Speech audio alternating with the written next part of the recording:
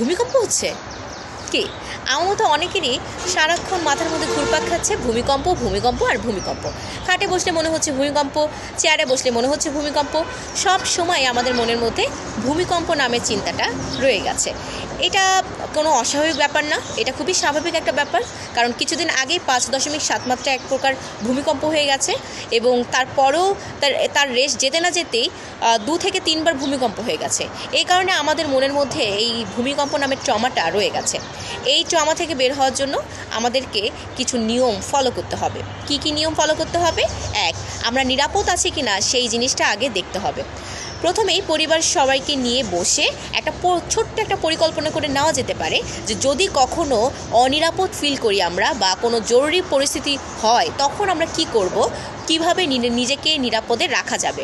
এই জিনিসটা যদি আপনারা আগেভাগে ঠিক করে রাখতে পারেন সেই ক্ষেত্রে আপনাদের অনেকটা আতঙ্ক কমে যাবে।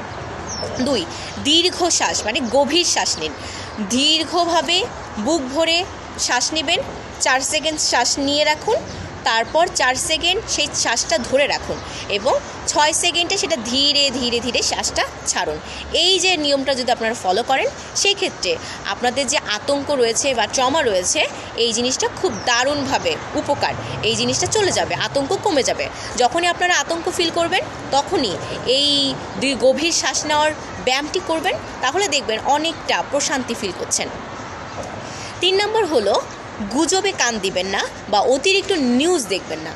এই যে ভূমিকম্প হওয়ার পর থেকে আমাদের মনের মধ্যে অনেক ভয় আতঙ্ক রয়ে গেছে, তারপর আমরা বিভিন্ন ধরনের সোশ্যাল মিডিয়ায় দেখতে পাচ্ছি যে ভূমিকম্প ভূমিকম্প ভূমিকম্প, আবার খবরও দেখতে পাচ্ছি যে অতিরিক্ত ভূমিকম্পের খবর ও ভূমিকম্প নিয়ে বিভিন্ন ধরনের নিউজ যে ভেঙে পড়বে বা ঢাকা শহর থাকবে না, এরকম অনেক ধরনের নিউজ আমরা দেখছি। এতে আমাদের আতঙ্কটা আরও বেড়ে যাচ্ছে।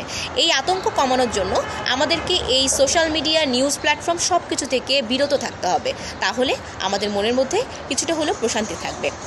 এরপর আমাদের নিজেদের কথা কাউকে বলতে হবে। কেন বলতে হবে? কারণ আমরা যখন আমাদের কথা কাউকে বলবো তখন আমাদের অর্ধেক চিন্তা চলে যাবে এবং আমরা অনেকটা আশা বা আমাদের মনের মধ্যে অনেকটা প্রশান্তি ফিল হবে। আমরা এটা জানি, এই ব্যাপারটা জানি যে নিজের কথা কাউকে শেয়ার করলে অর্ধেকটা কষ্ট চলে যায়। এই কারণে কাছের কোনো বন্ধু, আত্মীয় স্বজন কিংবা বিশ্বাসযোগ্য কাউকে আমাদের এই বিষয়টা বলতে হবে।